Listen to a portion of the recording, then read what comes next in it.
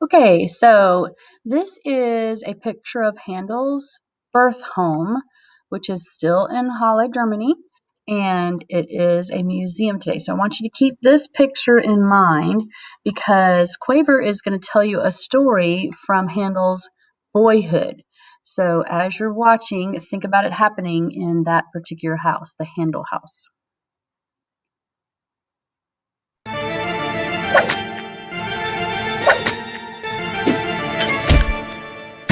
Brain! In this story, Quaver will be playing the role of Handel. Follow your dream. Have you ever had a dream or passion to do something that seemed just out of your reach? Well, that's exactly what happened to George Frederick Handel. This is a story about George Frederick Handel, who lived from 1685 to 1759.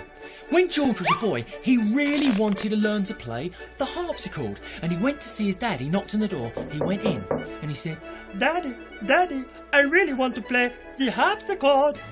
But his dad said to him, I'm not having a boy of mine playing the harpsichord. No, I want you to be a lawyer, son. George was so upset, he went up to his attic room and he cried himself to sleep night after night after night. But fortunately for George, his mum was listening outside the door. And she said to herself, I'm going to buy poor Georgie a harpsichord. I am. She went down to the market with all her money. She bought a harpsichord. She crept upstairs past her snoring husband.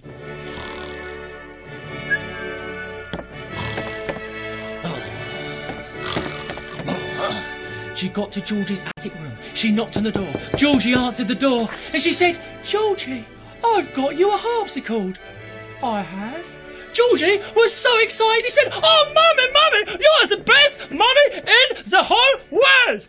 And he started practicing the harpsichord. He practiced every day, every night while his dad was asleep. He practiced and practiced the harpsichord until he became one of the greatest composers to ever live.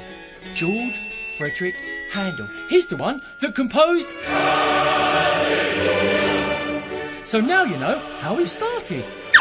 George's mum really helped him to fulfill his dream. So, if you've got a dream or a passion to do something, sometimes it's really good to share it with people. And you never know, they might help you fulfill it.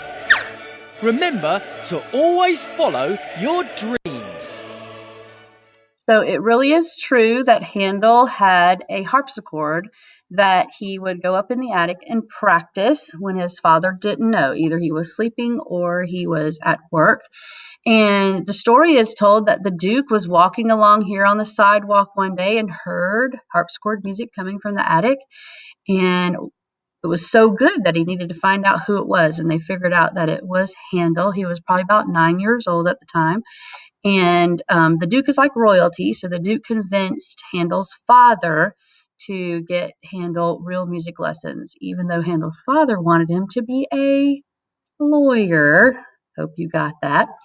And so his father did get him music lessons, and Handel became known as the Wonder Child because he was so good at music.